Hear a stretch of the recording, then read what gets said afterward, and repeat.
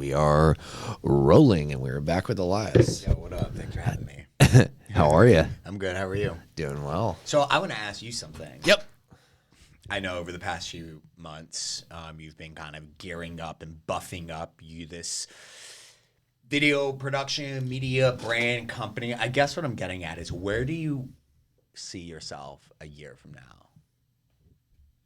Ideally, Yeah. Like, where do you see yourself? at least 50 to 100 guests in. Seeing where that goes. I mean, just opening it up wider and wider. How do you grow a podcast brand? Platforming. So you mean like Spotify, YouTube, No. TikTok, Reels? What does that mean? A guest. So like someone that, let's just take Joe Rogan, for example, right? Or, I mean, anybody. It used to be the news, but they'll do a story on somebody. But now they don't do that. You're on a podcast. Right. So you're like, you go on Joe Rogan, you have 200,000 followers. In a couple of months, you have 2 million followers.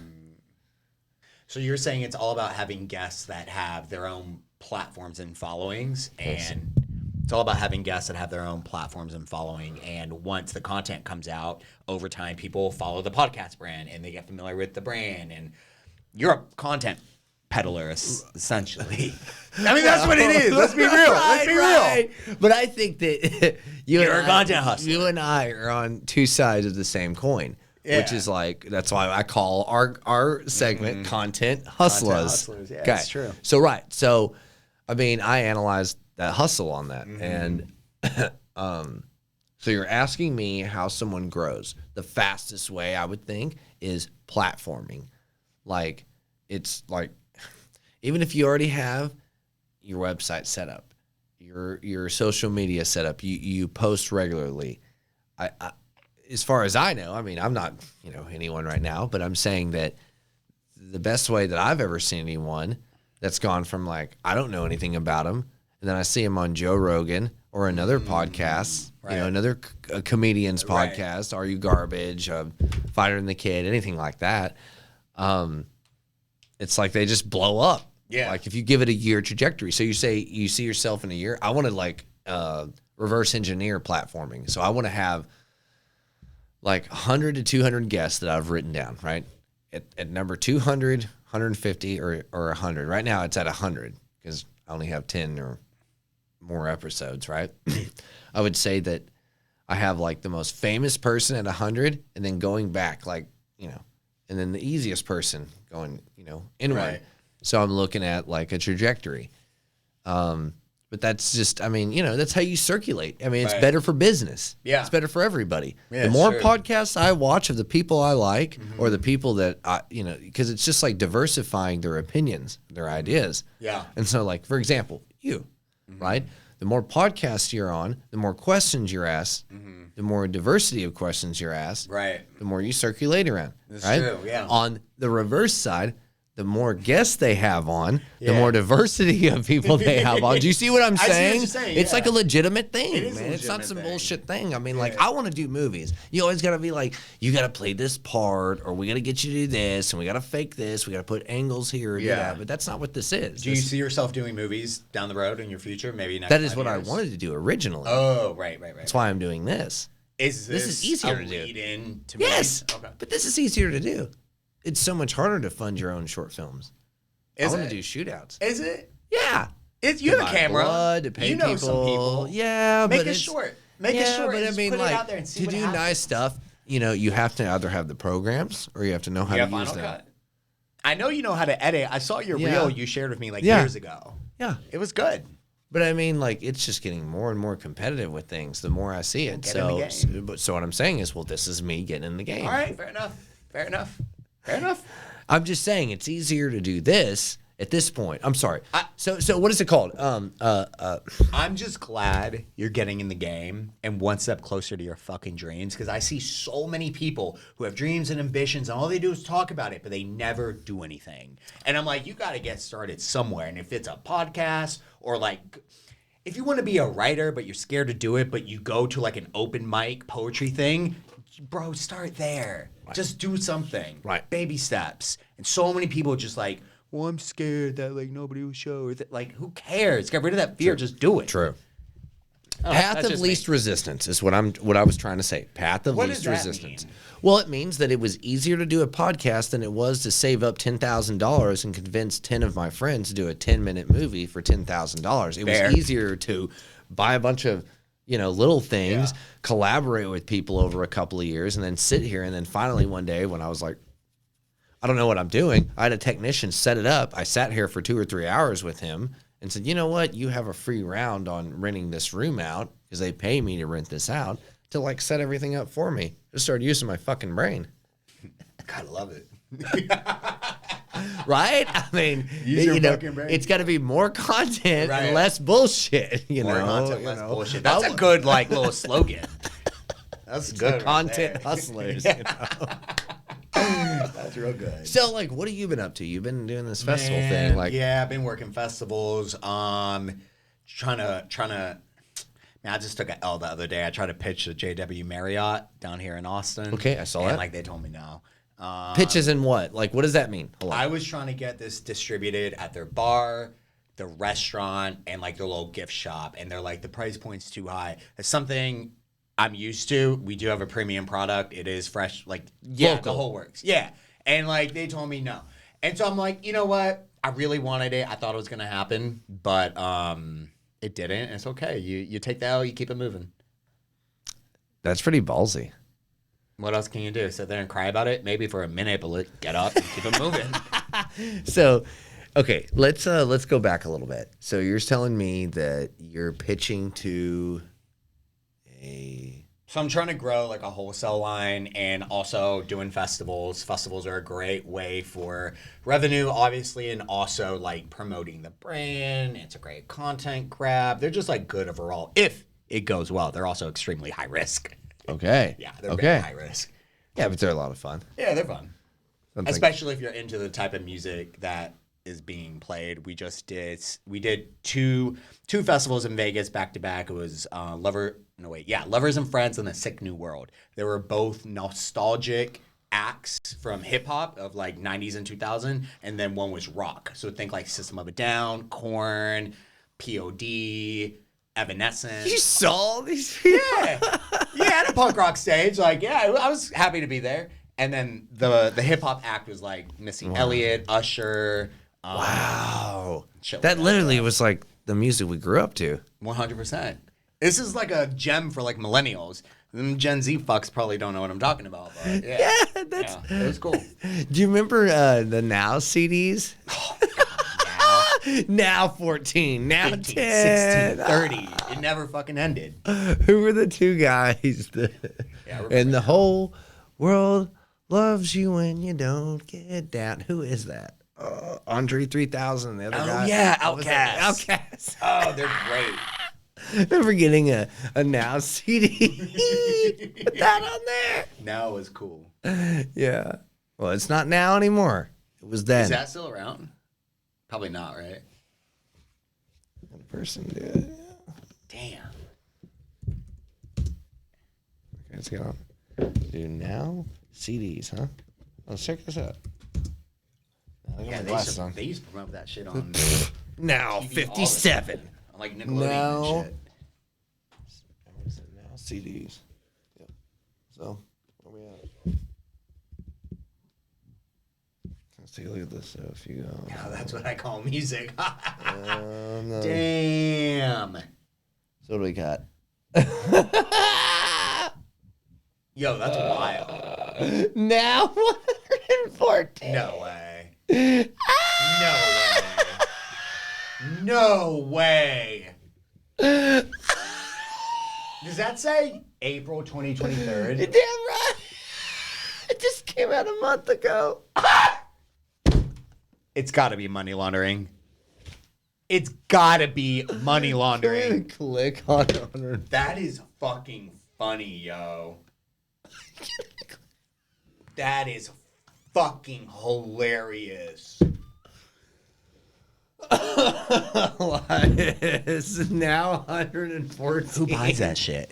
I don't know. Who buys that Where shit? can you buy it? Maybe Target. Actually, where can't you even buy CDs anymore? Like Best Buy doesn't sell them. It's only Target. I don't even know that because I go there a lot. CDs. Yeah, it's Target. That's I don't go to either one of those places. I don't even think Walmart has CDs anymore. Walmart? I know they have DVDs. Well, yeah. I still need the disc. God, CDs are so ancient. Yeah, but like I went all the way back around when I first moved here in 10 years ago. We still bought records. Still buy records. And you get the digital version with the record. I almost feel like record vinyls are like more popular than like they probably sell. They more than are. CDs, I'm saying that like CDs have been on their way out for a long time. Yeah, you're right. I'd be surprised Like if they the were past still. 10 years they've been out. I'm surprised anybody does it. I've seen people that do tapes before they'll do. Tapes are a thing. Is that like a hipster thing? That's good. That's funny. Tapes. That's hilarious. Wow. So, how'd you get into this festival thing? How? What do you mean? Well, like, did you just like look it up? Application. BUJE has like investor in the business, and that person is in the festival business. So that's how we got our foot in the door. Remember Malo Luna? Mm-hmm. Yeah, that was it. Yeah, and so over time, the resume just kind of built, and then it just kind of like built up from one festival to another, and then we expand outside of his network, and it just goes on. Yeah, I got invited to one in August called, I think it's called Tidal Wave. It's like a country festival in Atlantic City, New Jersey. I think that might be a little too far out of my jurisdiction. Like, I don't think it'd be profitable if I go that far because I think it's a small thing. It's like 25 to 30,000 people, and my threshold really needs to be 30,000 people to make this whole shit work. And because they take a lot, they take like 35%, and so They do percentage, so there isn't like a flat fee for any of these the only festivals. people who do a flat fee is Rolling Loud. Most people take a percentage. What's the flat fee? $7,000 For 2 weekends? for 3 days, 1 weekend. 150,000 people? It's like 120. Do people get trampled over like in that last festival you went to? So I went to Rolling Loud in 2019 just as a fan to visit. Yeah. I went on a first date to Rolling Loud with a girl who, like, it's a long story. But we almost got trampled, yeah. We were just sitting in the field. I think Cardi B was about to play, and then we just saw like a mass crowd of people running towards us. And what do you do in that situation? You get up and you fucking run because you're about to get trampled. And so we got up and ran. It was like a fake shooting that like happened or something. No. It wasn't a fake shooting. It was a fight breaking out and fireworks are going off at the same time. And so someone yelled like gun and fireworks, like, you know, and then it just Get down, drive by. It was fucking wild, but yeah. Here, to not getting shot in a drive-by or any kind of explosive or mass shooting at a festival. Yeah, that moment was kind of scary because, like, you don't know what the fuck is going on. And shit.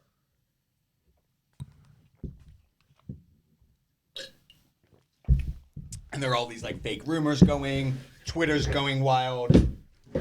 Everything. But, And that was, you went.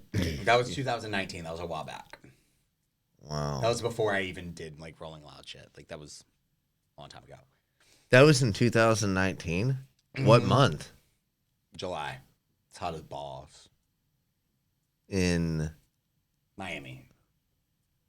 Oh, that makes sense. Yeah. They were sitting there shutting down the country. Yeah. No, what, 2019, not 19. 20. Not 19. Yeah, not 20. Nothing happened in 20. Oh, yeah. Yeah. Wow. Yeah, it was 19. And then you also went to Art Basel? Yeah, we did a small pop-up in conjunction with Art Basel in 2021. How was that? I didn't make profit there. We broke even, but it was a really good learning curve. It was a learning curve because, no, I'm sorry, not a curve. It was more of like,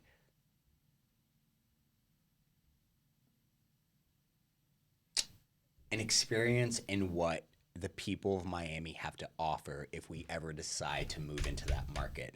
So what I mean by that is like the Art Basel crowd is very bougie, to say the least. Never been handed so many American Express cards in my life. They just throwing them at you.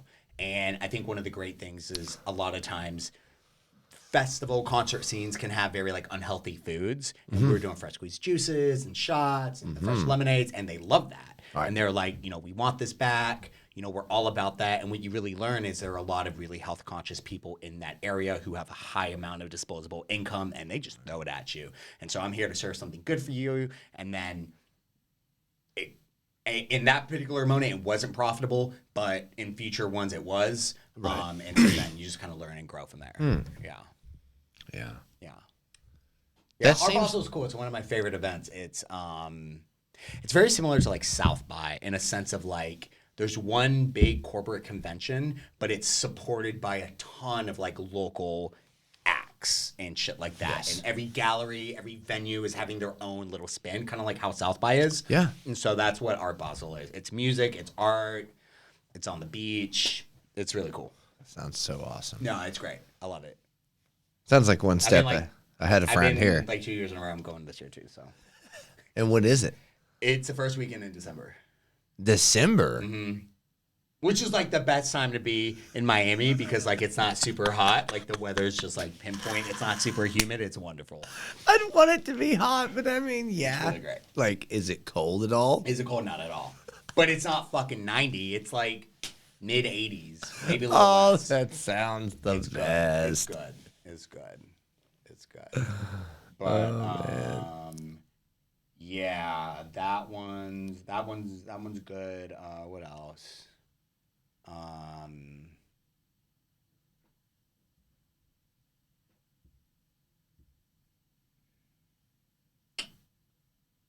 Lost my thought.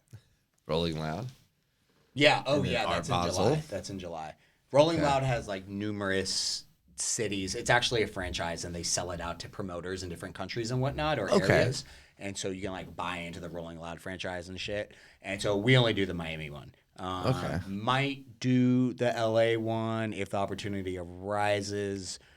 Their concessionaire venue people, I just established a relationship. It's the same people who did the one we just went to in Vegas.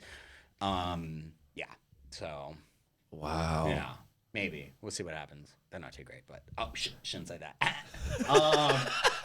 Beep. But yeah. What about you? What's been going on? Shit, dude. I'm trying to scale this up. Trying to get it going. Nah, I love what you have. This is fucking great. It really is. It's not just me, you know. I mean, I would say it's actually like I'm the smallest part of it. I mean, like I put down the money in the room, but I mean, like all the control boards you see over there, and then just basically like rigging up all the lights. We got a guy that comes in here and does it. He cares a lot about it. It's a big part of it, you know. Yeah. Just putting all this stuff together and then having the space. I dreamed about it for years. Essentially, I had inherited over time, you know. It's like I just got one room and the other. And it was like, well, am I going to move out of here? Am I going to live in an apartment? I've never lived in an apartment. You've been here for a minute. So I've been here for 6.5 years. Jesus.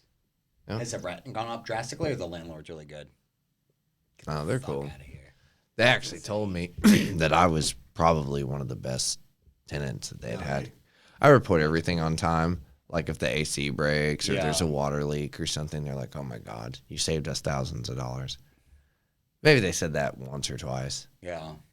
I mean, I'm saying maybe they said that twice. I know they definitely said it once. He was like, I mean, I think when he said that, he was like, you know, you've done this more than once. You're one of our best tenants. I'm like, really? And he's like, yeah. You're speaking of it in terms of like it's a bigger. Is this actually a company thing, or is it like one dude who has like a house or two? It's so funny. I'll actually tell you the story in a nutshell. So the guy that is my landlord, you know, is like, I mean, he owns several properties. You know what I mean? So it's one dude who owns like 5 homes. Probably Keep going, like keep going, 30, keep going. 40 homes. Oh, fuck. Okay. And then he lives in South America. Like sometimes when I call him up, when I actually call him up, I've only met him once in all these years. And I met him like let's see. It was in April of 2016, or March. Okay. So if that was March of 2016, I guess That's a while back. So it's 7 years Yeah. this March or April. Yeah. Okay, yeah.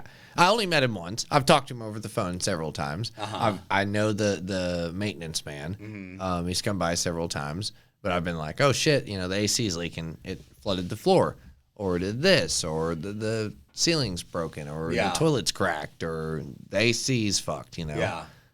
The refrigerator's broken. Replaced all that. And I'm like, you know what? Like, we're not going to raise the rent. We're not going to be mad, about this. They just let us get away with things over time. Now, not bad things. I mean, now we're totally straight with them. But there was a number of years we had a little bit of back-owed rent, a couple of other things. And, I mean, when it came down to like, well, we could kick you out or you can start paying this new rent. And as long as you just pay on time for the rest of your days, you're actually one of our best tenants. It's like, oh, okay. By the way, that last $1,000 or $1,500, I never even mentioned to add it up. It wasn't me that owed it. Yeah.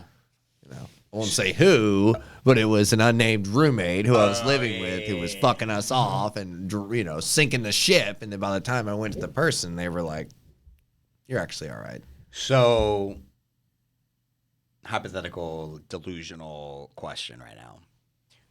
If you built a tiny house in your backyard, and you rent that shit out on Airbnb, and you didn't tell your landlord, would he be pissed / would he allow it? It's hard. I just drill a hole in the gate, or we could have they could go out to the street. I don't know. That's a good idea, Elias. Never even thought about that. You haven't thought about that? I mean, not just out to the street, but yeah. I mean, I saw that shed you had back there, and I'm like, it looked like a tiny house, and I'm like, bro, I bet you can make some good extra side cash if you just put a tiny house back there. That's put it for $85 a night. Oh my god! I'm just saying, you'd have at least 5 or 6 bookings a month. Actually, like $500 right there. That's so good. Oh, I know. But is your landlord cool with it? Well. But if he's in South America, who the fuck is gonna know? Your Honor, we're gonna use podcast number 11 from Ear Beatings. Elias, here we go. I'm like, oh my god, I didn't ever think it'd be used. I used to live at these little urban lofts in San Antonio called 1221 back in a long time ago, and I was gone on the weekends and shit, and I was like, you know what? I'm gonna put this on Airbnb, knowing it's not allowed, but whatever. It's a slap on the wrist if you get caught, right? So I do my whole little picture thing. I make it look good, the whole bullshit.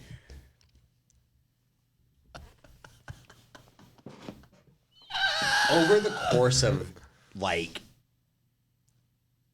this is 2018, I want to say. Over the course of 48 hours, I probably got 8 or 9 Airbnb bookings spread out over the next 2 months. And I'm like, fuck yeah, this shit is taking off. It's about to cover the whole rent. Cash flow king. They shut me down so fucking fast. I got caught 2 days later. I guess they checked. They I don't know. They it was a pretty big apartment realty thing. Who found out? The management. And I got a letter. Apartment. Yeah. I got a letter on my door, and they took a screenshot of my listing, and they were like, "You have to take this down immediately, or we're gonna press blah blah blah." And I took it down, but shit, they caught me red-handed. It was just so fast. All the shit happened in 72 hours. They probably knew their place was in high demand, and that's what happened. But it was wild. Damn. It's not a bad idea. Yeah. And this would be the trail leading right back up to me. It's not a bad idea. Shit. So let's go back, talking about getting these beverages going, bottling this. I may have asked you about this before. I don't know if we can go back on previous episodes, but I would say that I've seen that you've expanded it. What do you mean? Well, you told me it was lemonade. I don't even see lemonade. Well, this is strawberry lemonade, and this is a drinker called Night Flow. And what's up with that? It's an activated charcoal blend. It also has lime, watermelon, cucumber, a little bit of pure cane. It's really good. It's really light. It's very refreshing.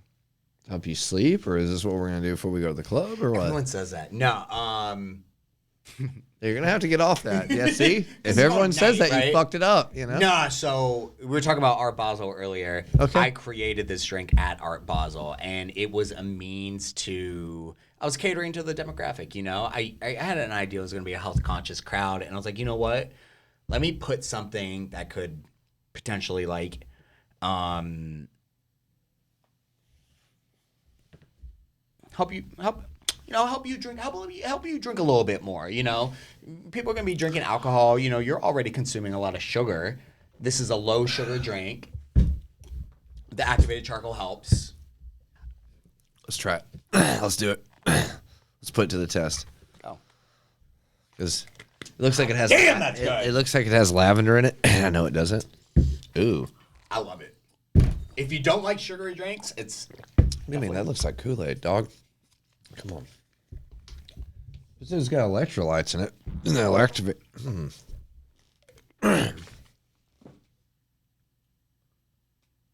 So why is it purple and blue? It just makes me think that there's going to be like berries in it. It's black. What are you talking about? Oh, okay, because it's got activated charcoal in it. Is it the light? Tastes really good. Yeah. Thank you. It's one of my favorite drinks. You know I sell lemonade, but I actually don't like super sugary drinks. Lemonade gets me heartburn and a headache. I try it every time, and you have some of the best lemonade I've ever tasted. Thank you. Appreciate that. Oh, you Cheers really to you. do, man. You know, that's just like an ode to like what I believe. Fresh squeeze, just fresh products.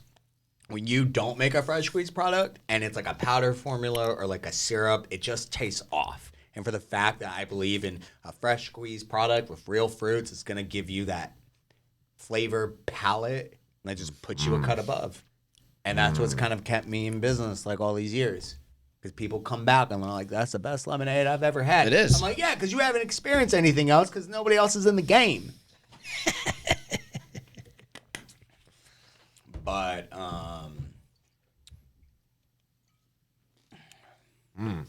yeah, you were saying. Well, yeah, it's like coming up with these expanding out of lemonades, more juices, and I'm working on an ashwagandha lemonade. Also working on a blue spirulina. I haven't bottled it yet, but we've been doing it at festivals and farmers markets, testing it, and it's been super fucking popular. Holy smokes! That's how I got into kombucha. What? It's how I got into kombucha. It was like GT Dave's. It was like over 10 years ago. Horse Energy. The best I can remember having besides Buddha's Brew was they had a kind with chia seed in it. Right? Yeah. They put it in the kombucha, and it's like the membrane went around it. So, like, you would drink it, and there would be, like, liquid, right? Like kombucha, but then you'd, like, sounds kind of gross, but you'd suck this, like, it's like pudding Jell-O with, like, seeds in it, which is, like, the kombucha growing around the seeds. Right. Right? Wasn't very strong. Wasn't really as good as Buddha's Brew. Shout out to Buddha's Brew. Awaken your energy. So... But the texture, the taste, the way it made me feel, you know, chia seeds helped a lot. It's how I feel with the way you're doing with the activated charcoal. And there was another one that you did. The melatonin shots are pretty good, but I haven't, like, trial and errored them because, like, that's something you really need to take and go to sleep. Like, you know. But then also, like, I've tried kava. You ever tried kava? Okay, well, kava is something that's, like, totally legal. And you can sit down and drink it. They have kava bars where you go and drink it, and it chills you out like melatonin. But it's like melatonin meets tobacco meets weed. But you can still leave it leave the bar and drive. Which to me, there should be 100 different types of places where you can smoke weed, tobacco, and all those places where it's like, okay, you like a bar, leave on your own risk. Don't be driving drunk, but come in here and try different things out and sit down and feel it out. I mean, like a hookah bar, you've been to one. Well, they have kava bars. They're the same way. Well, and like, I mean, I've never been, but I've heard about them in Afghanistan where they have like hash bars, or in India where you go and you sit down and you smoke hash, or they call them opium dens in other places of the world. Like they're just, you know, but in this part of the world, they don't really recognize the more psychedelic stuff. So there's stuff like kava or coffee bars, you know, and things like that. But it's all just this kind of chill vibe. Yeah. You know, like not everything's meant to go out and go on the go. Like the night flow, you know, like you're starting to see a different thing. Like, I mean, I did that circuit for a number of years where we did kombucha at certain EDM festivals here in town. Wait, like Euphoria. You sold kombucha at EDM festivals? Euphoria. Y'all were set up there? Yeah. Oh, shit. Oh, yeah. I didn't know that. But like people would be come by in the middle of the night and they're out, you know. You know, I need something in the electrolytes. I need something, please. My girlfriend's dying. My girlfriend's fucking. What? When we do EDM events, I have a drink. Essentially, it's fresh squeezed orange juice and electrolytes, but I call it Molly's girlfriend. Yeah. And that just connects to the EDM crowd. And like, yo, that shit sells like hotcakes. Yes. People, because they're dying. Dude, I've seen people come up and they're like, can I have water? And I'm like pouring them my water. I'm like, oh my God. Like, please. Like, I don't want to see you fucking die. Have you ever been a EDM? What's the one that just happened? Yeah, EDC. Have you ever been to EDC? Oh, is it in Vegas? I mean, the last couple of years have been devoted to burning. So I haven't really. Yeah, that's like its own fucking thing. Yeah. And like burning is like, again, if you're not going to go to something where they have all this available and you're going to take all this with you, you know what I mean? Like the way I do it is like you can go and you can buy this at EDC and wear your costumes, or you can go this and watch everything get rained on and shit on and dirted on. And then, it's like there's no money, there's no anything. Like you're literally, but then you're walking by a place and they're like chicken and waffles, mimosas all day. Like, cause everything's a party everywhere. Like, so again, I mean, you spend a lot more money at Burning Man or to get there. At the same time, you're watching like Daft Punk just be like, what up? Like there's always like a running gag at every burn that Daft Punk is going to play, and they throw out tickets and everything, and like they like trick you to go different places. I mean, it's kind of fucked up. I don't like it. I don't ever fall for it, but they're like, no, for real. Daft Punk played last year. I'm like, I don't like, fuck you. I don't want to hear that. I don't want to know about that. If they did, like, you're fucking with me. Yeah. They wear masks anyway, so it's like MF Doom. Yeah. So I don't know, man. You've coming up with some new formulas, the strawberry and lemonade. New formulas. So how do you scale this up? Come up with something. How do you scale it? You just kind of grow it brick by brick. You can grow it brick, but you're like, you got to kind of create like your own hurricane, and you start with local places and you grow it out. And then if you get into enough local places and start a buzz, the bigger people call you, and then you go up the pipeline. Yeah, that's how it works. So if you can give me like 2 or 3 of your like biggest events that you've been through that's like grown in next. So like you're telling me about going to Rolling Loud. That's a big event. It's pretty big.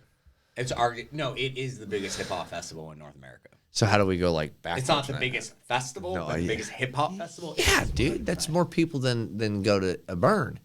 When I go to Burning Man, it's 80,000 people.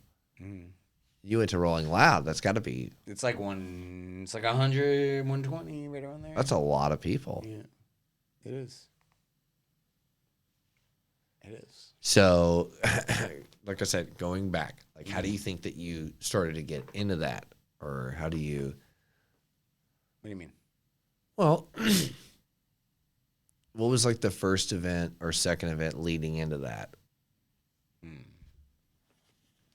Did you just meet somebody? Did you just apply for it? So our BUJE has a business investor, and that person, Sasha Gretafield, he's a festival promoter, content promoter. He's like someone in the music business, and he was looking for a beverage business to invest in, and I just happened to be at the right place at the right time, and I spoke up, and we connected, And so the relationship was built off of us selling our beverages at all of his festivals. And it just kind of grew from there. And since he's somebody in the music business, he introduced me to other people, AKA he plugged us with the Rolling Loud guys. And so that's how that door opened. Because if it wasn't for that, we wouldn't be fucking in there. Right. And that's just an ode to, like, it's not that great you make, it's a hand to shake. You just got to get out there and network and start fucking meeting people. Okay. And it takes time. It takes time to marinate those relationships. It takes time to prove to people what you can do. You have to have a good product. You got to be a good person, and you got to show the fuck up. There was I was here on Monday, and I met with a pretty big rapper, up and coming rapper, and we might be this particular person has his own. He has a orange juice brand. Okay. He has a whole health conscious, positive look. And he integrates oranges into that orange juice. But this particular rapper doesn't have his own orange juice. He doesn't have his own juice line. And we got plugged with him, and I met him, and I met his management team, and there is a good chance we might be manufacturing his first juice line. Okay. So that could be huge. And that could really propel us into the scene further, and who knows where it will go. So, yeah, good things might be coming. And your authenticity supports that. 100%. And then you following into this, I mean, again, some of the best lemonade I've ever tasted. And that's coming from, didn't you say you don't even like lemonade? So, hold on. Like, that says a lot for someone who doesn't like lemonade. Let me restate that. The best lemonade I've had. Oh, shit. Thank you. It all gives me heartburn. But like yours, like I like literally, like I'd go over there and be like, hey, you only have some more of that. Like, I'll taste a little more. Well, it's just good. It's fresh. It's a real thing. Yeah, for sure. And then all your shots, I mean, you're following a path of the real thing. I mean, everything I taste, I couldn't believe that. The purple throws me off where I'm like, is that going to have lavender in it? But then when I was drying, I'm like, oh my God, that's like Kool-Aid. And then I'm like, oh, maybe it has grape in it.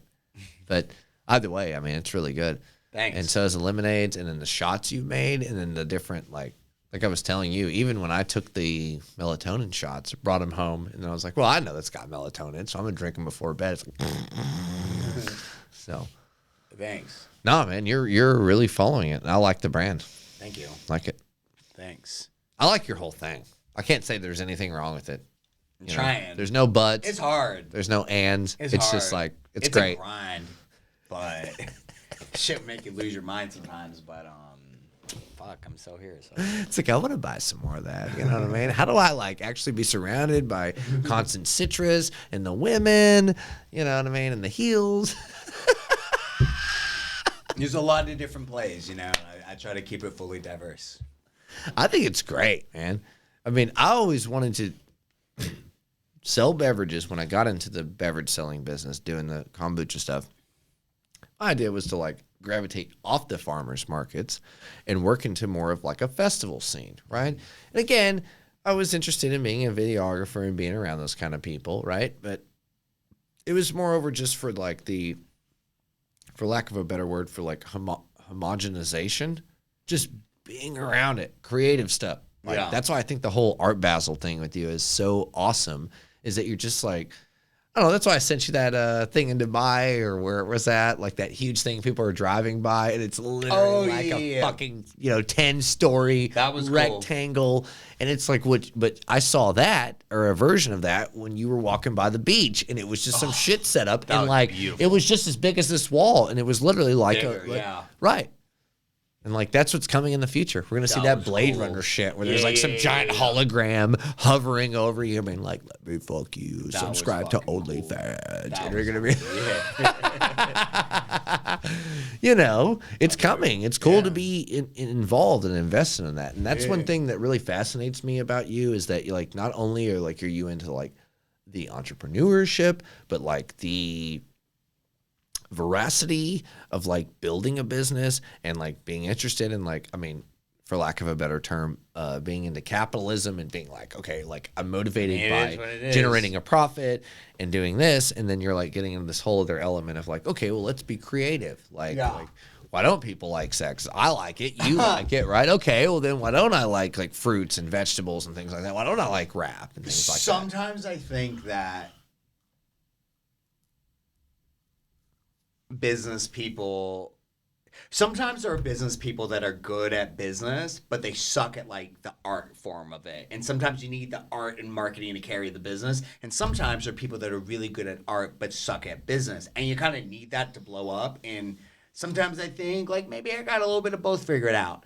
And that's what's kind of like helped keep all this afloat, because I do like both. I like business, I like hustling, I like making money, and I also like art. I like the creative stuff. I like the journey of what makes art cool, unique, and special. And it all is something every artist, whether it's literal art or the fashion, or at a certain point you could call food concepts art, or music art, or movies. I like all that. And I think what people go through in life and their experiences create good art. And I'm a fan. Yep. I would say that a lot of times, like, your experience and your struggle reflects the art. Yeah, 100%. You know, everybody puts more of a degree into it than others. You know, some people put more of their likes or their fantasies into it. Some people put more of their, like, struggles and their hates into it. That's where the dark art comes from. It's all a perspective of the artist's reality, you know? Yeah, but I think we lean more into that, like, hustler. I mean, I like the yachts. Yeah, I mean, I like the Bugatti, like Andrew Tate talks about. Yeah. Is he out of jail? Yes. Okay. All right, we're gonna go in that. We're getting off the bougie stuff. So, like, here we go. We're gonna go into this other stuff. We're gonna gravitate in this other level. So here's what we're gonna do. I'm gonna go pee. Yeah. And then we're gonna gravitate in this other angle. So here we at. Okay. So we're at 41 minutes. We're gonna fix on it. We're just gonna do.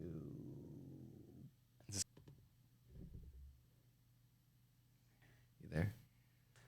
Let's go.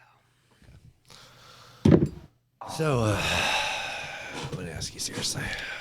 Yeah, ask me anything you want. Do you think men and women can be friends? Yes, I do. Really? I do, yeah. How so? Platonically. Now, you're probably asking the wrong person, because I take a very different approach to things. But, Is your little sex toys? Is your little, like, games? Is your little pawns to help build your business? I'm kidding. No, but I mean, that was a joke. Sorry. That's what we call below the belt. I mean, totally look, like, sometimes I am in a position of, like, being the boss, and, like, I have to be professional, and, like, I don't ever want anyone on my team or associated with us to feel uncomfortable. And so, yes, I am professional. Like, I'm friend zoning you, and I might be hella attracted to you, but we're putting that to the side, and this is a business relationship, and that's what it is. And so, but that's just my take on it, because That's a really good way to put it. I mean, I'm fucking with you. I was fucking with you at what's first. I'm sorry. What's the opposite of that? Being like a creep? No. I didn't mean it like that. Hell, I didn't even think about the opposite. You gotta think about the opposite. You don't want things like that flying around. Well, how do they have sex scenes in movies? How do they have actresses take their fucking clothes off in front of 20 people? It's all a agreed variation upon. of industry. Yes. And in the industry I'm in, They're it's not a bit fucking, more, or they're... it's a little more clean. I think the entertainment industry might be a little bit different. And Of course. Okay. That's where I'm coming but at the from. principle's the same. When you act professional, you be professional. Even if you're True, relating to prostitution, True. stripping, True. at nude 100%. scenes in movies, or Agree. just being in a bikini in a Coca-Cola commercial, which is what I 100%. like. Yeah. 100%. I agree. Don't give me that Lizzo stuff. Don't do that. I don't care about your promotions or your blackout seller, your CIA, you know. And you know, I mean, I'm just kidding. I'm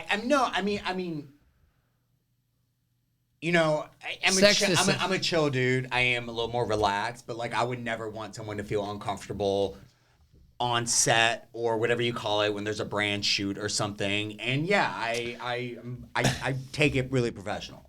I think I'm not clarifying where I'm giving you shit from. is that like you're so professional about it and you actually take care of it. It's like, yeah, like I'm giving you shit. Like it's actually a good thing. I don't know. And I don't think you're even like, okay, I'm sitting here saying something cheesy like sex sells, but it's more like, I mean, there is some truth to that. Sexy. Depending on which demographic you're talking about, I think Gen Z is a little different than millennials. I think millennials sex sells in millennials and outward. No, I think like that's way too of an abbreviated term. Sex sells. That's gross to me. Like, that's pornography. Like, actual sex sells. Sexiness sells. Okay, you're right. Sleekness sells. Well, I'm just saying, like, when you're looking at a woman in, like, a bikini, or even in just, like, some lingerie to some degree, you know, you're not seeing her pussy. You're not seeing her get banged out. You know, there was a degree. Now, people will be like, okay, well, smut, okay. But I'm saying that my dad used to say, like, okay, Larry Flint is not... who is Larry Flint? I know he has a strip club line. Well, okay. But who is Larry Flint? So Larry Flint started... I went to a strip club in Vegas a few weeks ago. What was that like? Hold on. So then explain that to me a little bit. It was when we were in Vegas for... It might not reflect the same values that it did back in the day. So back in the day, I would say 60s, 70s. I may get my reference wrong. I don't have someone to put it up. But like Hugh Hefner was like, okay, we're going to show women laying around. They're going to show their tits. Maybe the centerfold might show the edges of their pussy or something like that, right? Yeah. Larry Flint was like, fuck that. Full spread, butthole, like sticking shit. Who was Larry Flint? Well, he was like a Hugh Hefner. Larry Flint, what is the other one? Hustler. Larry Flint's Hustler Club. That's what his brand is called, yeah. So Larry Flint's Hustler, Hugh Hefner's Playboy. But he was like, he came after him and he was like, no. We're going to show the asshole. Oh, so he had a magazine too. Yeah, Hustler was a magazine. Oh, Hustler magazine. I remember that. Okay. Oh, it's all making sense now. So I'm familiar with Larry Flint's Hustlers Club. The strip club. But like it's not the same thing as going to a Playboy club. I goddamn guarantee you, it's much more. Playboy has strip clubs in certain places of the world. Where? Ah, damn it. It's okay. You don't have to do it. It's probably all the big cities. I get it. I've just never heard of it. You need to look it up and put it in the clips afterwards, like showing me. Strip clubs are a toxic place I try to stay away from. I'm going to spend too much money. I just want to sit in the back and eat. Oh my God. You want to know what happened? Okay. Let's hear it. Okay. So the BUJE team is in. Oh, wait. Hold on. Oh. This didn't happen with the BUJE team. I'm sorry. This was. My friend Alex was in town at the same time, and he brought his girlfriends. And so I need a mid on that one. We all went out to dinner, and then after, he's like, I want to go to the strip club. And I'm like, okay, it's Spearmint, Rhino, or it's Larry's, right? We end up going to Larry's. So we get there, right? This is like Larry Flint. Yeah, Larry Flint has a strip club in Vegas, right? And so, long story short, we get there. And the entry fee is like $100, right? Yep. And I'm like, damn, that's kind of expensive. But they're like, oh yeah, it comes with 2 free drinks and a free lap dance, right? And so I'm like, okay, we all mutually agree as a group, let's do it. So we all go in, and then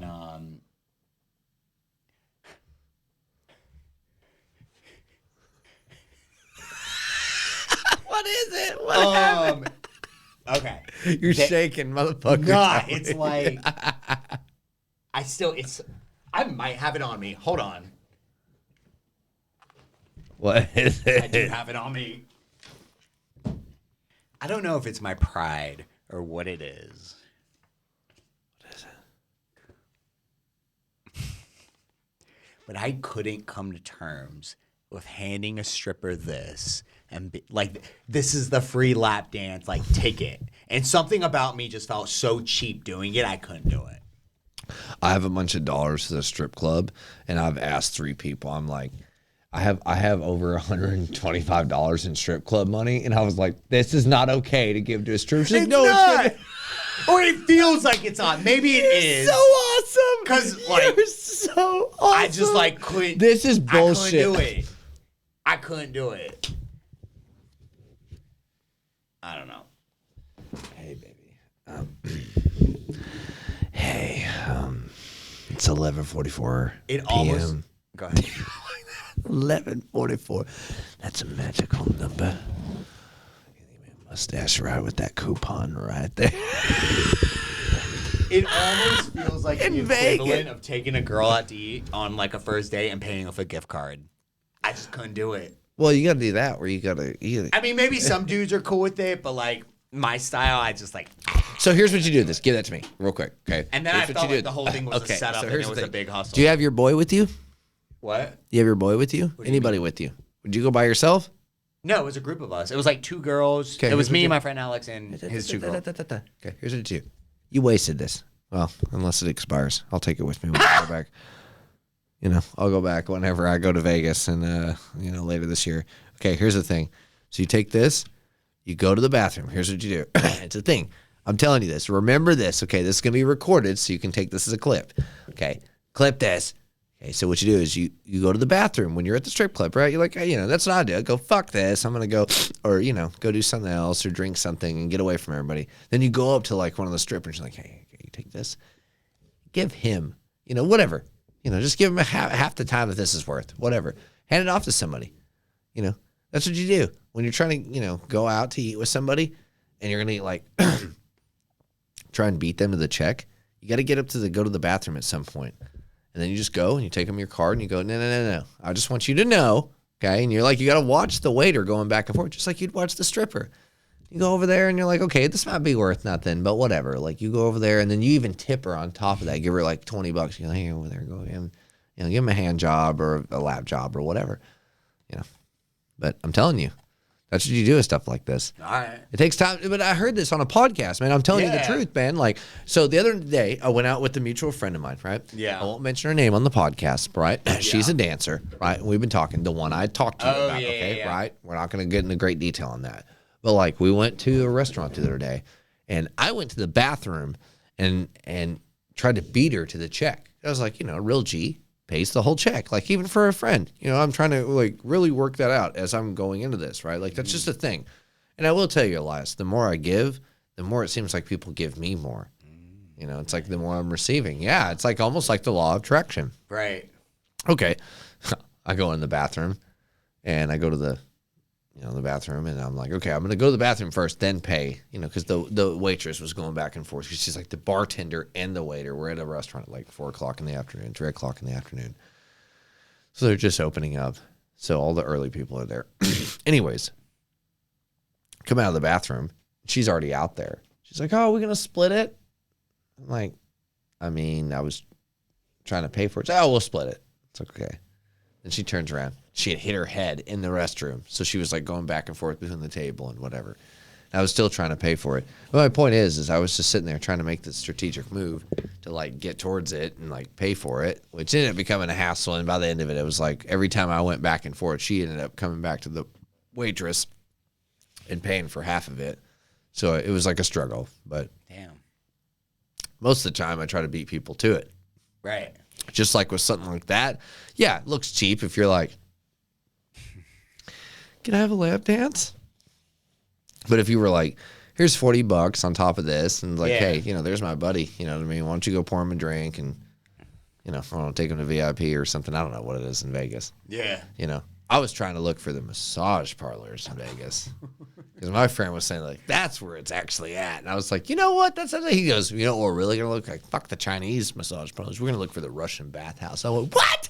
The Russian bathhouse?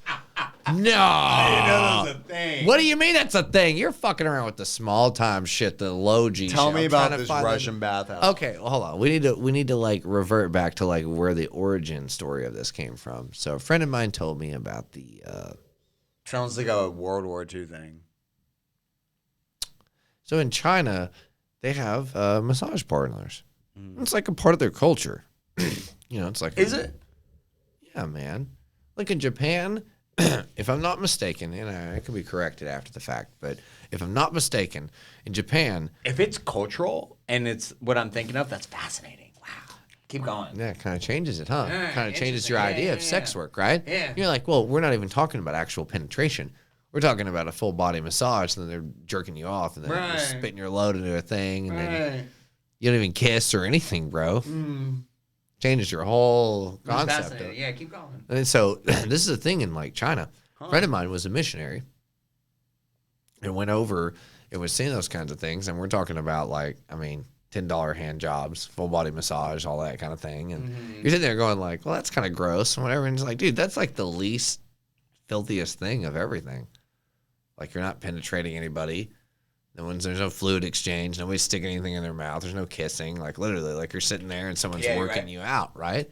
And it's like, of course, it's like, it's not something that women do.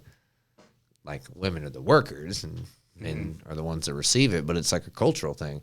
You know, you got to think in their culture, I would almost imagine that they don't probably have issues with, you know, rape and prostitution as much, because it is actually a sacred part of their culture. I don't know if I should call it that. It's just a woven part of their culture that, like, they have massage parlors everywhere. They're here in this town. I've actually learned to, like, look out for them, but I'm afraid to go to them because that's, like, I don't know anyone ever jerked me off for $100, you know, things like that. But it's like, okay, yeah, but like a full body massage, then that, you know, and you go into that's what massage parlors came from. So then you were talking about, like, okay, Russian bathhouse. We go to, like, I mean, when I was driving around in Vegas this last year, because we always go to Burning Man, right? We go to where there's, like, camping and you're living in the dirt and you're taking these little bullshit showers and you're just dressed in crap. And then we're like, okay, at the end of a week of doing that kind of bullshit partying, let's go to Vegas and actually, like, take a shower, dress in nice clothes, eat in a steakhouse. Let's go to a casino, which, again, I only like to play poker. I don't care about craps or anything like that takes a short amount of time. Blackjack, you know what I mean? I want to sit there and play cards for 2 hours, which is just like, I'll play it for $5 or $10. So I was like, okay, well, isn't there like one of these, like, massage parlors? Because everywhere I go, I see all these, like, billboards and you know, there's, like, the hottest chicks. They're like, come on in. I'm like, man, I don't have $2,000 to go sit in a strip club and do all that. So where can I get, like, you know, $300 full body massage and, like, fuck up? Because, well, I mean, I went into a casino and hookers were hitting on me, and I was like, damn, that chick's hot. But I'm like, dude, I don't have $500,000. I'm trying to fuck. Okay? Yeah. Like, spank me off or whatever. I don't know. Like, I'm not into that. Whatever it is. Yeah. You know, I'm trying to say all that, but I'm just saying, like. So I was sitting there thinking about that, and then my buddy was like, dude, there's got to be a Russian bathhouse. So we never found it. We never looked for it. I didn't have the right.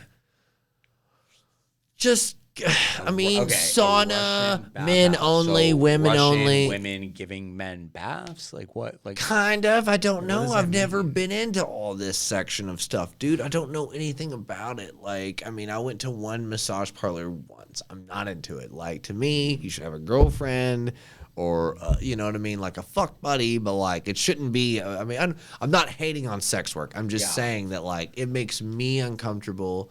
I don't have enough money for it. You should have the money for it, and you should be into it. Yeah. You know, so at the same time, I mean, I have gone and gotten, like, a professional massage, but that makes me so uncomfortable because it's like I'm naked and someone's touching my whole body. Yeah. At the same time, you're like, well, why don't you just go ahead and spank me off at the end of it? You know, I'm serious.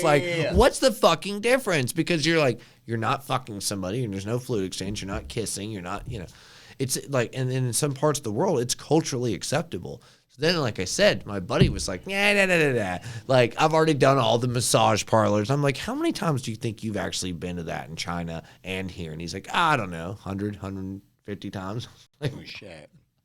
I was like, so what are you at? He's like, well, maybe there's a place where we could get, like, Swedish women instead of Chinese women. And, you know, they like, you know, massage us. And then we can go and it's like a men-only club except for the women that are massaging you. And, like, it's like a Russian-style thing or a Yugoslavian or...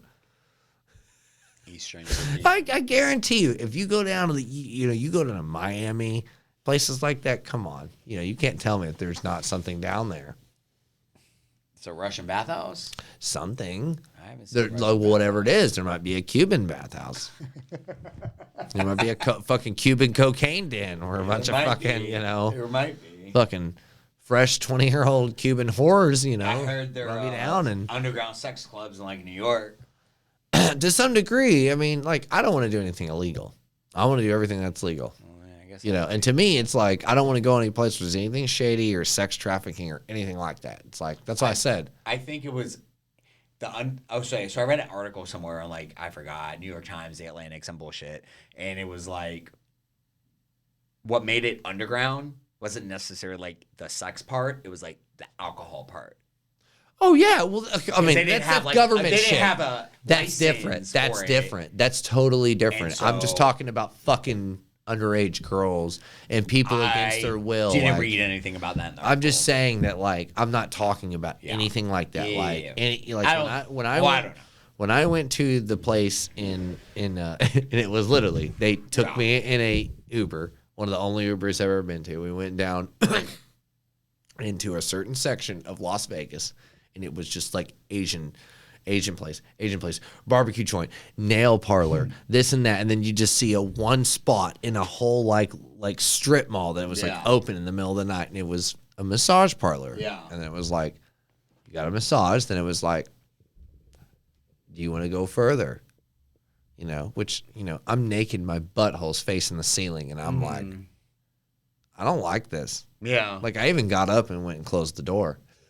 It's like, don't leave the fucking door open. I don't like this. I'm naked. This isn't cool. Yeah. Does it feel vulnerable? I tried it once. I mean, you know, but I don't like the chick wearing a mask like I'm being under surgery. You know what I'm saying? Like, it's a little awkward.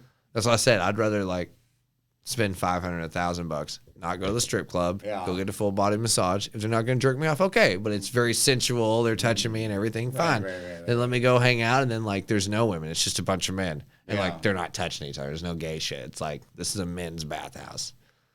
That's why I said like Russian style. Right. Right. And like, even if there's nothing illegal, like there's no sex work going on, but in Vegas, that's all legal. So to get a hand job. Fuck yes, there's the Bunny Ranch is in Vegas, motherfucker. But it's outside of Vegas, not Vegas proper. But all the prostitutes inside the casino. I understand that, but like to get and it like has well, what happened in the massage parlor was like all like just how it is with escorts. It's all just kind of understood. Understood. Got it. You're right. It's not. It's but not. Like in those casinos, all those hookers, like that's illegal technically. Right. Okay. But you go out to like the little, I forgot what the. No, you just agree because what's agreed upon. Okay, it like works. It's not in Las Vegas County proper. It's the thing. That is the Bunny Ranch, but I'm saying that like just in general, that whole like the sheriffs are not coming to your house when you're having a sex party. Right. If they do, and everyone's going, we're just all here on our own kind of accord. They leave. They can't. It's just not like that. Sure. Which I think is a good thing, but I also understand where Las Vegas is the modern representation of Sodom and Gomorrah. There's like underground tunnels of homeless people, and there ain't shit there's bad things that go on there. So you just got to deal with the good and the bad. Yeah. You know what I mean? There's nice hotel rooms, which they're the nicest I've ever seen. And all of my friends can smoke inside, which I like because I'm what is it? I'm not an anti-smoker. I'm a non-smoker. I hate smoking of anything else. You know what I mean? Except for pot. I'd say like I don't like it. Even if you were smoking pot and blowing it in my face, I'd be angry. So I hate smoking. But like it's pretty cool that they can let people stand inside and smoke. That's true. And it's pretty cool. But you know what I mean? It's just I literally like walked outside of that place and went down the street and there's people asleep on the street. It's just like it's not even like Austin, Texas. It's bad. It's like oh man, that dude's dying. Yeah. All right, get in the cab. See you later. It's pretty bad. So. So. I don't know. You're gonna do a rapid fire thing. About what? 9/11. The what? 9/11? Really? Was I fucking with you? No, when we took that break, you were gonna ask me rapid fire questions. Okay. Do you remember that? Are you drunk? I mean, I am a little bit, but I'm trying to remember like what I asked you about. I mean, the conspiracy stuff, I was fucking with you. Yeah. I was fucking with you. Oh, you're fucking. I thought you were dead ass serious. Oh, okay. I'm sorry. Like machine gun fire. Oh, my God. I'm sorry. That was a joke. That was like your boy. You were dead ass serious. Oh, no. I was just kidding. I'm sorry. Oh. Wait. Do you think 9/11 really happened? Of course. I think it really happened. Yeah, and of course it did. I'm just being. There's some people that really think it didn't happen. The government really did it. I mean, right do you to think believe that it that happened. like planes could, run into buildings and they just melt like that, or like what is it, Building 7, or what is it? I mean, again, I'm not here to debate that. I was making a I joke. guess. That's why you said your boy needs to be on here, the one that disappeared. Part of your non-disclosed podcast. Malaysia Airlines. Are you familiar with that? Yeah, What do you think happened? where it fell in the ocean. Do you think it fell in the ocean? Do you think aliens got it? Do you think it was a suicide mission? Oh, do well, you think? I mean, dude, I think some things can break. They talk about those black boxes, right? The thing that's like bothers me about like 9/11 and things like that, where they like the government, or I'm just going to the government, the commission or whoever analyzed the whole situation. No, I'm serious. Like, it's not right to be like the government or George Bush. It's not cool to be like that. But I mean, like, whenever whoever it was, the commission analyzed that whole thing, they found a fucking passport that they're like, a plane ran into this building, motherfucker had a passport in his pocket, and it fell down from all that, right? But they couldn't find the black boxes, which are like fireproof, which have flight recordings. And I think ignorant on my part, but they never found the black boxes from 9/11. If I'm not mistaken, no, they did not find any of them. That's crazy. Not from the Pentagon, not from anything. Now, again, I mean, like they're saying, they found Hani Hanjour's fucking. There's like, I'm sorry, who is Hani Hanjour? He is the guy that supposedly ran the plane into the Pentagon. I'm not denying this. Okay, what about Hani Hanjour? Well, Hani Hanjour, okay, maybe I've got this mixed up. I'm sorry. I know that Hani Hanjour. Well, yeah, but like, okay, let's just stick with the Pentagon. Fuck Pentagon the whole thing. I know they found somebody's passport. Again, we're gonna have to like cross-reference. I don't have a Jamie or somebody right now, but I know that like, whenever the planes hit the towers, right? They said that they like whoever the commission was that analyzed it or whatever. They found a passport from one of the hijackers. At the bottom of the towers. So it made it through that whole burn. Yeah. Okay. So we have a passport of who? One of the hijackers. Oh, okay. The hijackers. So one of the dudes who flew into the towers, their passport was found in the rubble. Yeah. But the black box was never found from either one of the planes. Again, you might want to. That's kind of shady. Okay. But the most shady thing to me is Hani Hanjour, like that he like. Hani is Pentagon guy. Yes. So you got Pentagon, got this. He like flies up and then like, which is an impossible move when they tried to recreate it in an aircraft simulator where like it flies back around. So he made like an impossible turn back down and then like ran through all these things and then like hit the Pentagon, which again, when they take. No, that really happened though. Because my aunt used to work at the Pentagon and she said that shit really happened. There's no way that could be fake. My aunt legit used to work at the Pentagon. Sure. I have her somewhere on my iCloud, like saying that. Sure. I know. My family works in government. That's even better. They know what they're doing. I think that shit really happened. And like, I believe it. And I remember around that time, because I used to live in Georgia around that time, like we went to visit I'm not saying that didn't happen. Hold on. Let me roll that back. I'm not saying that didn't happen. Who did it? You're right. No. Yeah, exactly. I'm sorry. No. Man, you know what? That's what I'm saying. Like, it's hard for me to sit here and be like, the government did it. That's so fucked up to say. God, that would break my heart. You know? Yeah, but. Like, I don't want to believe our own. Yeah, but that's like, that's.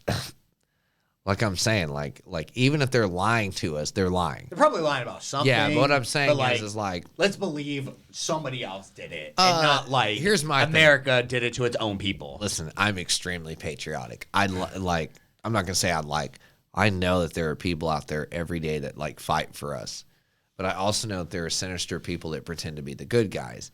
And like, again, maybe it's not our place to know everything about that day. Like, I'm not a person to be like that. But just like with JFK, right?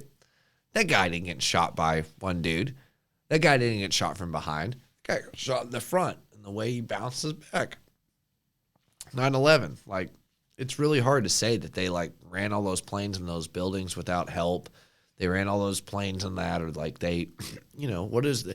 But I'm not an expert on all those things. But they say like, was it controlled demolition? Was it this and that? And again, I'm not saying it's our government. It's just really weird. And then, like you said, they found the passport, but they didn't find any of the black boxes. That's pretty weird. Right? When they look at the holes in the Pentagon, it's like it looks more like a missile or a thing. It's not for us to know necessarily. Like if I was like a I don't know, a general or something, it's like, why should we tell the public whether it was a missile or a plane? You're right. Right. But I'm saying that like that's just really weird. And then I think the only thing that really makes that all weird is the whole oil thing. What oil thing? Well, that we went to, so what is it? 9/11 happened, if I'm not mistaken. We went to war for like 20 years. Yeah. And then So we never really, I mean, did we ever end it? Or did we end the war on terrorism? Well, that's what I'm saying to you, man. It's like there was the Patriot Act and they started tapping everyone's phones and the internet. We haven't had an attack on U.S. soil since then, right? From a foreign outside place.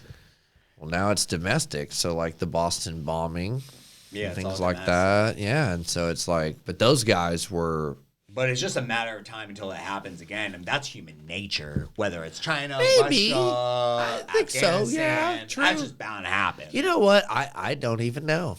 I mean, now that you're saying so all besides 9/11, before that, like going back in time, it's Pearl Harbor, where it's a domestic attack on U.S. soil. What is it? Timothy McVeigh, the But that was Oklahoma City. domestic. Oh, you said I'm a talking foreign? about foreign. Oh, what is that called? The First World Trade Center. Oh, Right. the bombing in the parking lot? Well, it was, yeah, but it was in the bottom of the World Trade Center. The first ones. Before that, And yes. Before that, would it be Pearl Harbor? Yes. As far as That's I a remember. good stretch. If you look at 1945 to like what, 1982 was it? 1991. That's I a good think. run. That's a good Like run. before it's like That's a good people run. really, yeah. That's a good run. As far as I can remember, like mass, I could be wrong. So looking at like 41 to 90, that's like 40, 50 Or years. 45. 45 years. Or what'd you say? I'm sorry, what were we talking about? Pearl Harbor. Oh, Was like Pearl Harbor, yeah. 1945, right? Or 44. Just round up 45.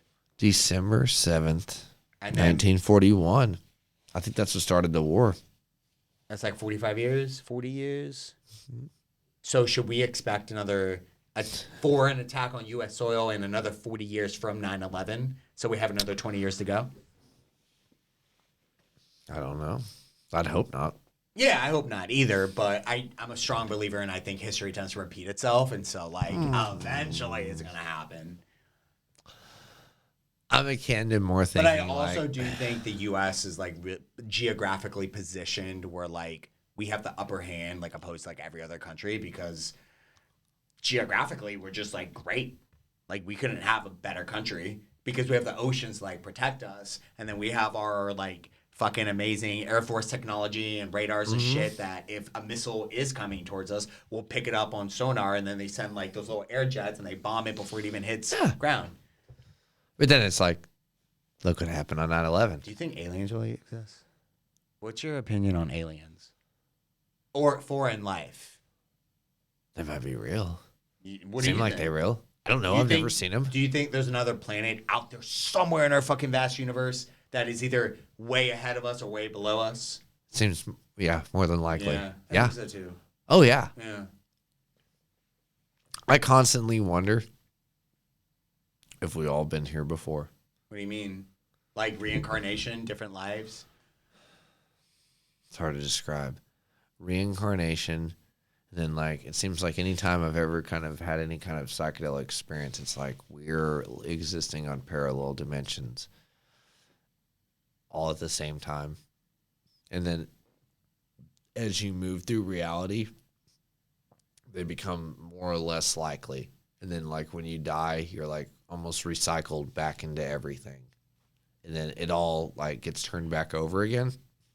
Kind of like whenever you play a game of poker and then, like, the hand ends and they swipe the whole thing and do the deck, and then everyone, plays again. Yeah. So, Life is wild. I mean, it's, after seeing so many things go down, I mean, I've just sat here and gone back and forth about it and really come to the conclusion that it's kind of like what you take with you or what you make of it. And I know that sounds vague, right? But I'm saying that, like, if you sit there, right, and you get, like, happiness, sadness, happiness, sadness, happiness, sadness. You get all these different, like, things, right? Like, and then you sit there and you're like, well, I make happiness of it. Like, you know, even if you're naive or you didn't really get the point, it seems like you're enjoying more out of life, right? And again, I'm not saying that ignorance is bliss. I'm just saying that, like, if you're at least trying to find something, trying to find some meaning, trying to work towards something like what you're talking about, then you're doing better than just than just giving up and not wanting to do anything. You know, I've experienced a lot of heartbreak in the last few years, and I've seen a lot of crazy shit. I think about that 9/11 shit. I think about, like, is there a Luciferian Zionist government controlling everything, where they're sitting there with the fucking TVs and the microwaves and they're fucking our brains up? And like, dude, I think it's more than likely. Yes. Do I think it's possible? You think we're all being controlled? Say it again? You think we're all being controlled? I almost wonder if we're bending the Matrix. If, like, just literally me sitting here saying no. What is the Matrix? The Matrix is Tell me what the Matrix is. Entrapment. By our culture and our government? Yes, everything. Okay. Just okay. Friend, just give you an example. A friend of mine's a hunting guide. 40,000 acres plus. Okay. They, like as white dudes, almost religiously study the Native American culture, right? You'll never hear them sit there and be like, yeah, well, you know, the white man's at fault or whatever. But then they'll also sit there and be like, yeah, man, they were the best people that lived ever. They knew how to live smarter than the white man. They lived off the land. They used all the rocks. I mean, it was incredible how the ancient people lived. That's what I call them, ancient people, not the natives, but it's just ancient people, because it encompasses everyone that, like, pre-lives us, that, like, didn't have gunpowder and all this different stuff. Like, they literally, and the point is that I'm sorry, what were we just talking about? I just got a little bit off. Yeah, no, we were talking about, I was going somewhere. You're talking about how the ancient people lived better than, or Native Americans lived better than we do now, and how they really focused off the land and made the best of, like. But before that, I know I said all that, but I'm saying, how is that referring to what we were just talking about? I'm sorry, I didn't mean to get too, like, faded. There was something I was referring to, rolling back to that. You were referring to, well, how they studied people, and how, like, my buddy, about how the white man studied the ancient people better than somebody else. That's what you said. Yeah, but I was just trying to remember how that referred to how people lived and, like, the way they looked at things. And it just... I don't remember that part. I just remember what I said. Sorry, I did not mean to fall at the ball. That's bad of me. What were we just talking about? Before that, we were talking about 9/11, and that evolved into...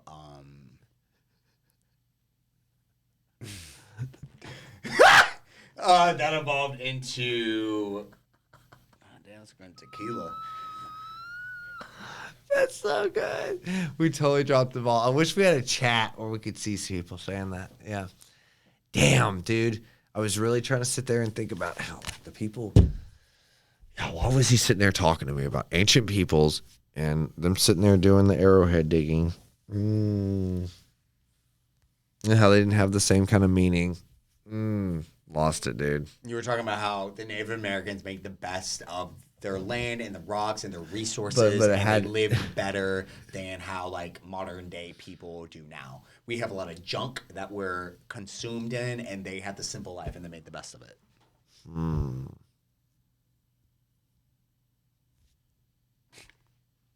That had to...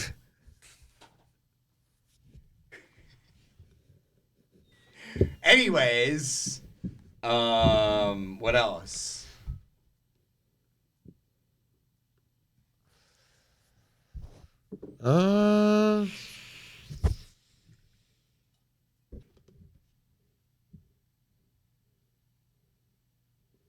Is that still going?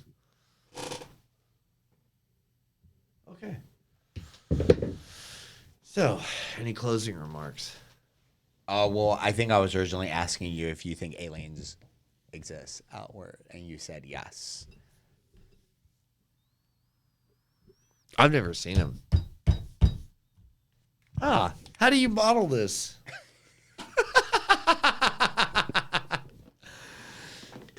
So, yeah, why don't you tell me more about this? And get off the aliens, okay? Let's get off the 9/11. Let's get off the hunters and the rocks and all this shit. What? Yeah, this. What's your question? Like, how did you come to bottle all this? And work on all this? I mean, a bottling process is, I mean, there are multiple ways you can do it. So, like, we have a commercial kitchen. We make everything there. And then we send it to, like, this company called Universal Pure. It's an HPP processor. Okay. They give us shelf life because if we don't have HPP processing, these are going to go bad in 15 days. And if you own a bodega or a grocery store, you don't want to stock something that's going to go bad in 15 days. So this takes our shelf life to like 85 days. And so that makes it a little bit better. And so... Citric acid added? Yo, it's this weird scientific, beyond my fucking bracket of... You selling they us apply chemicals? What pressure the fuck to is it. this? They apply pressure to it, and it kills all the bad nutrients and keeps all the good bacteria. Oh, okay, yeah. It's like how you like pressure cook stuff and you can stuff, right? No, I get it. Yeah, It's made with love in Austin. yeah. All right, I'm keeping this. No. I like that, made with love in Austin. Well, that's what the kombucha says. Look what it says in the bottom. You ripped off the label. Oh, look at that. That's tight. Yeah, you think it's cute? Rip off our label. You live in San Antonio. Whore. Dude, I really like your brand. Thanks. What did you want to tell me more about it? If I can't ask the right questions, then what is it about it? What is it? What? About the thing. What do you mean? The bougie. What about it? I mean, what makes it bougie? The quality that goes into it. You know, It has nothing to do with the lifestyle. At the end of the day, it's everything that goes into it. That's how I look at it. That's what it is. I like this. That's how it's for everyone. You don't have to live a bougie lifestyle to drink bougie. It's what goes into this that makes it different. Well, my dad would say, what am I going to pay for an $8 lemonade? $12 at a festival? Fuck that little brown motherfucker. No, Hey, they're taking 35%, so I got to do what I got to do. 35%? Fuck that festival. What are the tickets? They're $500, Dad. What? For 2 days? Fuck that thing. Want to know something fucking wild? What? In the VIP section of the festival, they had little cabanas that were selling for $17,000 a fucking cabana. Now, you can bring 10 of your friends, but 17 grand? That's fucking wild. Now I remember what I was going to say. Now I can connect this whole thing and bridge the whole gap. Here's what my buddy said. When we were sitting out there we were digging for arrowheads. He's a hunting guide. He goes out. He does all these different things. We were sitting there looking at it, and we were talking about superstition of things, right? And you were asking me about aliens, right? So here's one thing they told me. Now I know where I was going in that long, drawn-out ass story. He was telling me, I asked him, I was like, man, see all these ancient peoples and what they believed in and stuff like that. Malaysia. Sorry, keep going. Keep going. Yeah, I don't know about the flight and all that. I'm listening. Keep going. And I said, like, what do you think about all that stuff? And he's like, dude, half of their superstitions, I think, were based off of them convincing other people they were real.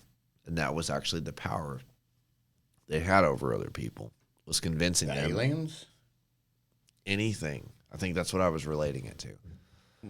Was that back in the day, tribes of stronger, natives, if you will, would like convince other tribes that things were real. Superstitions, customs, whatnot. I've never seen aliens. I don't know if they're real. I can't tell you they're real, right? I've never seen a UFO. I've never seen like that. Okay? I fuck with you. I fuck with people. I really like, we live on flat earth. Is this real? When you walk out of here, is this reality? I mean, that's like, the Matrix is pretty scary as far as being like, for real, dude. Are there really I've seen some pretty convincing video of stuff, but it's like, is that fake video? And you're like, oh, everything can be fake. And then Everything can be fake. I've seen some crazy shit happen in front of my own eyes. I'm trying to remember a couple of things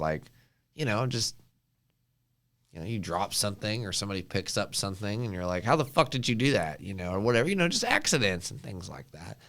again, I'm trying to be more specific with my references, but not more than a handful of times, enough for you to think that, like, you put your mind to something, it could happen. I'm not saying you can, like, make your mind lift a car out of a swamp. Yeah. But I'm saying that sometimes it might be like Pulp Fiction. Someone pulls out a gun, and it's happened, and people shoot guns at each other, and they miss. It's like, dude, you were firing a gun at that person, and it missed every shot. You know, and it's like kind of unbelievable. Or I've seen videos. Okay, I'll tell you the truth. I've seen videos of, like, traffic cams where people smash into like, I know I've seen one for sure, where a dude smashes into another vehicle, rolls out of the dashboard, and is, like, completely unharmed. I've actually seen a couple of videos of that, and That's like, wild and super lucky and like, a okay, weird God moment, right? Yeah. Okay, that's what I'm talking about. Like, you're like, no, that's just not real. Yeah. Right? Like, America's Most Wanted, I've seen trucks rip over, and, like, the guy walks out, and they're like, what? Yeah. You know? That's wild. But, so you're saying aliens, UFOs.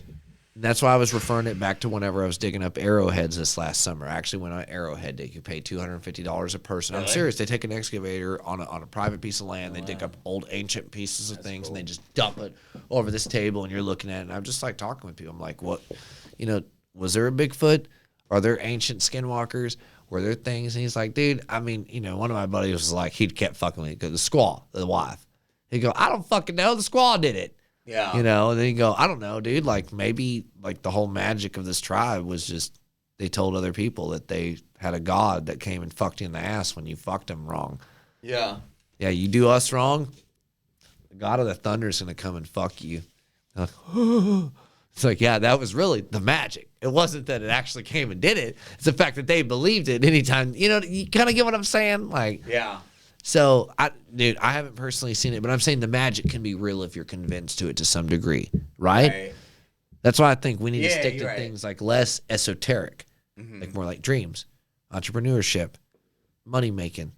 And then anyways, I mean, you're serving a better product. Yeah. That's why I'm a locksmith. All I'm trying to do is keep people safe. I really am. It's not some bullshit. I'm not trying to sell them some fake thing. I'm trying to fix their doors and do that. You're trying to sell them, like, good drinks. I'm trying to aspire to that. Yeah. Like, it's a good way to put it. Well, it's just how you use your magic. Right. We not all have it to some degree. That's true.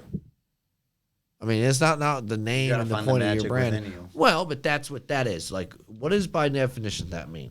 Higher class, right? Right. Nice. Yeah. Like, we use it, like, we actually overuse it, as in bougie by slang means, like, you're being too much. Extra. Yeah. But that's not actually what it means, right? Right. Bougie is actually this. Look here, I have a glass. Has it right? Oh, that's bougie, right? Classy is actually what it means, right? By definition. Isn't it French? Yeah. Classé.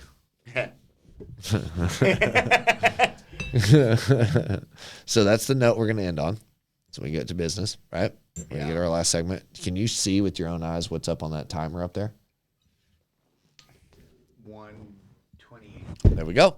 So we did 1:30. There we go. Here, you and me, bye-bye. It's like I said, so it's what we use the magic for. That's why I brought up that whole thing. Well, it's because that's what he told me. He goes, dude, I don't think the natives had any magic. This is what some white guy told me. He was like working on a ranch. He's like, I just think they convinced other tribes to believe in it.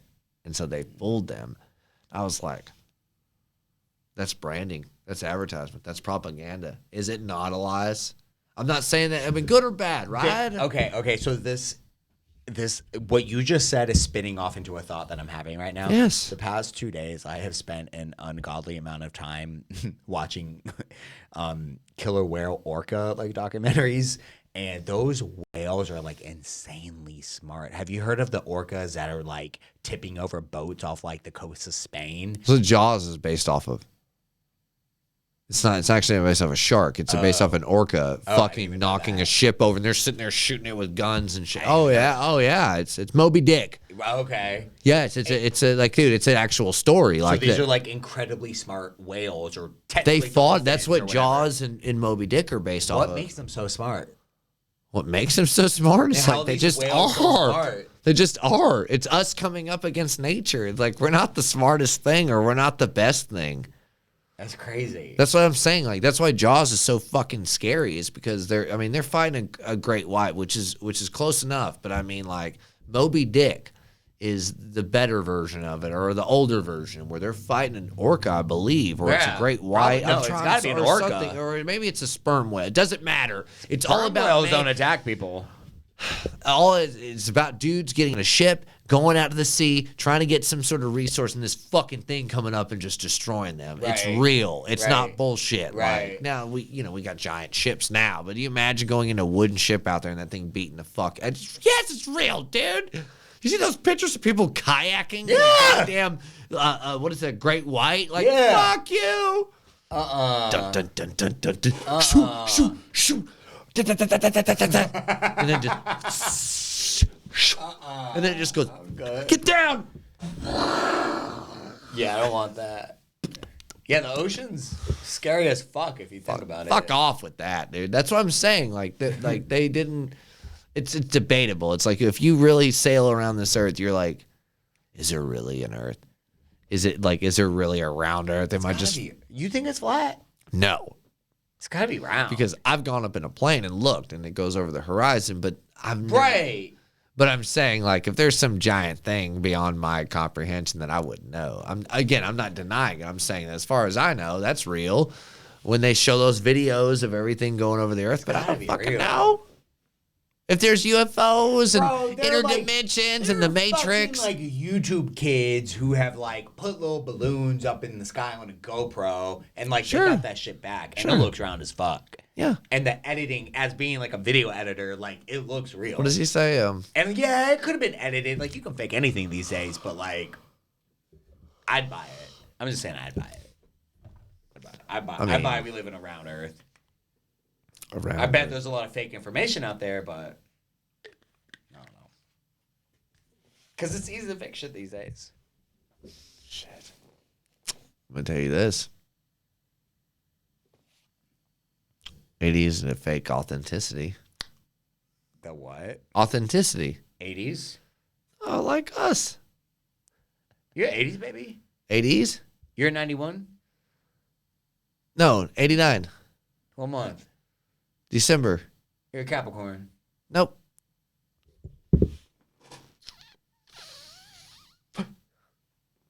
Sagittarius. Person with the bow. All right. Are we done? Bet. Good run. I gotta piss. Okay, hold on.